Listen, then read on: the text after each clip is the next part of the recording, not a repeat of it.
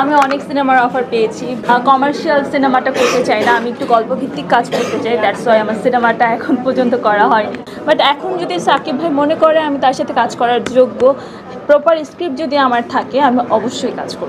অবশ্যই কাজের ইচ্ছা আছে। সাকিব ভাই ছাড়া কার সাথে কাজ করবো? ইন্ডাস্ট্রি যদি আমি এখন একটা সবচেয়ে ভালো বড় সম্পদ বলি, অবশ্যই শাকিব খান। বাংলাদেশে অনেক সুন্দর সুন্দর নায়িকা আছে, আমার মনে হয় ভারতীয় নায়িকা থেকে আমাদের বাংলাদেশের নায়িকাদের বেশি নজর দেওয়া উচিত। শাকিব খান বাংলাদেশের নায়িকাদের দিকে নজর দেয় না কেন? দিয়েছে তো, সাবিলা আপু করছে। এই তো ভালো আছি, আপনারা সবাই কেমন আছেন? অ্যাওয়ার্ড পেলেন, কেমন অনুভূতি? কেমন?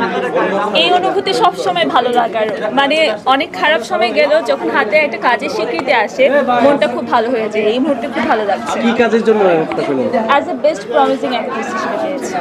এর আগে কি আজকে যে যার উপরে অ্যাওয়ার্ড পেলেন এর আগেও তো পেয়েছেন? হ্যাঁ, বেস্ট অ্যাক্ট্রেস হিসেবেও পেয়েছি আমি, পার্শ্ব চরিত্র পেয়েছি অ্যাজ এ দীপ্তর। অনেক সুন্দর অ্যাওয়ার্ডই পেয়েছি। দীপ্তের নাটকটা তো অনেক জনপ্রিয় হয়েছিল, ওটা নিয়ে যদি একটু জানতে চাই, ওই কাজের অভিজ্ঞতা। বকুলপুর সিজন 2, যেখানে আমি নিগার চরিত্র করেছি, বকুলপুর নিয়ে বলে আমি শেষ করতে পারবো না। আমাকে যদি বলে যে এই পর্যন্ত কাজের মধ্যে আমার সবচেয়ে ভালো লাগার কাজ দুইটার নাম বলতে, অবশ্যই একটা গার্লস স্কোয়াড অ্যান্ড আরেকটা হচ্ছে বকুলপুর সিজন 2।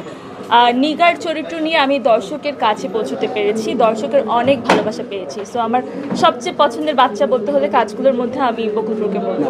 ওটিটি টেলিভিশনের কাজ তো প্রতিনিয়তই আমরা করতে থাকি, কিন্তু ওটিটির যখন একটা টেলিভিশনের নাটকগুলো তো প্রতিনিয়তই আমরা করতে থাকি, যখন একটা ওটিটির কাজ আসে সেখানে প্রিপারেশনের ব্যাপারটা একটু ডিফারেন্ট হয়ে যায়, একটু বেশি করে প্রিপেয়ার হতে হয়। আর গার্লস স্কোয়াড এত জনপ্রিয় একটা সিরিজ ছিল, সো গার্লস স্কোয়াড যখন করেছি তখন আমাদের প্রিপারেশনটা ডিফারেন্ট ছিল। আমরা অনেক আনন্দ নিয়ে ভালোবেসে কাজটা করেছিলাম, দ্যাটস ওয়াই দর্শকের ভালোবাসাটা অনেক বেশি পেয়েছিলাম। যখন মিডিয়াতে ঢুকেছেন বা বর্তমান সময়ে এই যে লম্বা তো জানি ব্যতিক্রম কি দেখছেন?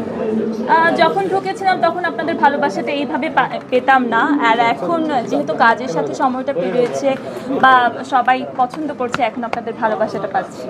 আমাদের পারিপার্শ্বিক একটা চেঞ্জ এসেছে, সো এই চেঞ্জের পরে না যে কাজগুলো হচ্ছিল, যারা লগ্নি করছিল তারা এই মুহূর্তে লগ্নি করছে না, দ্যাটস ওয়াই অনেক কাজই হচ্ছে না। যেমন আগে আমি বলবো, আমি যদি 10 থেকে 12টা সিরিয়াল করতাম, এখন সেটা নেমে এসেছে 5 থেকে 6টায়, বিকজ প্রডিউসার আগের মতো লগ্নি করছে না, বাট সেই সিরিয়ালগুলো এখন অন এয়ার হচ্ছে না।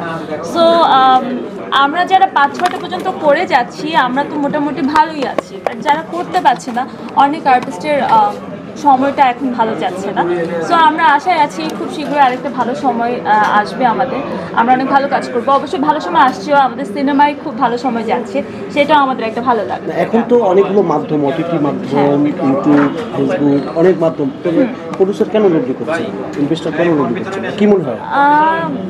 সার্বিক পরিস্থিতি তো ভালো যাচ্ছে না, সার্বিক পরিস্থিতির কারণে হয়তো লগ্নি করছে না, বা যারা লগ্নি করতো তারা হয়তো অন্য কিছুতে নিজেকে ব্যস্ত রেখেছে, এর জন্য হয়তো লগ্নিটা হচ্ছে না। আমরা একটু ফিল্মে দেখব, সিনেমার অফার পাওয়া হয়? আমি অনেক সিনেমার অফার পেয়েছি, বাট আমি কমার্শিয়াল সিনেমাটা করতে চাই না, আমি একটু গল্পভিত্তিক কাজ করতে চাই। দ্যাটস ওয়াই আমার সিনেমাটা এখন পর্যন্ত করা হয়নি। এটা কি মানে এই অ্যাওয়ার্ড পাওয়ার লোভে নাকি অন্য কিছু? অ্যাওয়ার্ড পাওয়ার লোভ বলবো না, সিনেমা তো আসলে বড় পর্দা, সবার একটা লক্ষ্য থাকে সেখানে যাওয়ার। সো নিজেকে প্রপার প্রিপেয়ার না করে আমার মনে হয় না সিনেমাতে যাওয়া উচিত। নিজেকে তৈরি করছি, যখন তৈরি মনে হবে, যখন আমার মন মতো স্ক্রিপ্ট আমি হাতে পেয়ে যাবো, আমি তখনই সিনেমা করবো। আমি ভালোটা সবসময় এনজয় করি, খারাপটা সমালোচনাও দরকার প্রতিটা আর্টিস্টের, আর যার নাম থাকে তাকে নিয়ে তো সমালোচনা করবে, ইটস পজিটিভ। আমি সমালোচনাটা থেকে নিজেকে পজিটিভভাবে তৈরি করতে চাই, আর ভালোটা যেটা হয় সেটা থেকে তো ইন্সপায়ার বেড়েই যায়। তবে চেষ্টা করি সমালোচনা যাতে কম হয়, সমালোচনা কম। আমি অনেকটা সময় ধরে কাজ করছি, প্রায় 5-6 বছর ধরে কাজ করছি। আমি একটু বেছে কাজ করছি, নিজের মতো ঝামেলা ছাড়া কাজ করার চেষ্টা করছি। দ্যাটস ওয়াই আমার মনে হয় না এখন পর্যন্ত আমাকে নিয়ে কেউ সমালোচনা পেয়েছে। আচ্ছা, আমরা তো সিনেমা সাকিব খানের তাণ্ডবের টিজার দেখা হয়েছে? এখন পর্যন্ত দেখা হয়নি, বাট আমি শুনেছি খুবই সুন্দর। আচ্ছা, মাশাআল্লাহ, আপনি কিন্তু অনেক সুন্দর। Thank you. যদি সাকিব খানের সিনেমায় নায়িকা হিসেবে অফার পান? আচ্ছা, আমি পেয়েছি। আমি যখন প্রথম দিকে কাজ শুরু করেছিলাম তখন আমার সিনেমার অফারই বেশি এসেছিল, বাট তখন আমার ফ্যামিলি আমাকে কাজ করতে সাপোর্ট করছিল না, ওই টাইমে সিনেমা করা তো দূরের কথা। সো তারপর কমার্শিয়াল কাজও আমি করতে চাইনি, আমি আগেই বলেছি ওই টাইমটায়, আমি দ্যাটস ওয়াই তখন করা হয়নি। বাট এখন যদি সাকিব ভাই মনে করে আমি তার সাথে কাজ করার যোগ্য, প্রপার স্ক্রিপ্ট যদি আমার থাকে আমি অবশ্যই কাজ করব। না অনেকেই তো হচ্ছে শাকিব খানকে আইডল মনে করে, শাকিব খান হ্যাঁ। করতে চায়, আপনার আছে না মনোভাব? অবশ্যই কাজের ইচ্ছা আছে। শাকিব ভাই ছাড়া কার সাথে কাজ করবো? ইন্ডাস্ট্রি যদি আমি এখন একটা সবচেয়ে ভালো বড় সম্পদ বলি, অবশ্যই শাকিব খান। আমার এত ভালো লেগেছে প্রথম আলোতে, আমার প্রথম আলোর লাস্ট ইয়ারগুলোতে যাচ্ছি তো প্রথম আলোটা পরিপূর্ণ মনে হয়েছে এবার সাকিব ভাই অ্যাটেন্ড থাকার কারণে। সো সাকিব ভাইয়ের প্রতি এত মানুষের ক্রেজ ভালোবাসা শুধু আমাদের দেশে না, পুরো এশিয়াতেই সাকিব ভাইয়ের একটা ক্রেজ আছে। সো আমার দেশেরই সম্পদের সাথে আমি কেন কাজ করবো না? আচ্ছা, শুধু কেবলমাত্র ঈদকে কেন্দ্র করে সিনেমা আসলে হিট হলে কি আপনার সিনেমা হিট হয়?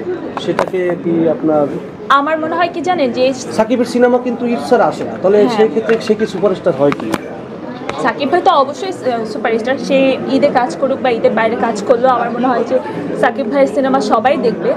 বাট ঈদ তো একটা আসলে ফেস্টিভ্যালে যদি আমরা এই যে সময়টা পাই, ফেস্টিভ্যালে যেইভাবে আমরা সময় নিয়ে সিনেমা দেখার চিন্তা করি, আমার মনে হয় না অন্যান্য টাইমে আমরা সেটা করি। দ্যাটস ওয়াই ঈদের টাইমে সিনেমাগুলো বেশি দর্শক পছন্দ তো করে। সেই জন্য কি সে সুপারস্টার হতে পারে? শুধু কেবলমাত্র ঈদের ছবি, ঈদে তো সবার ছবি।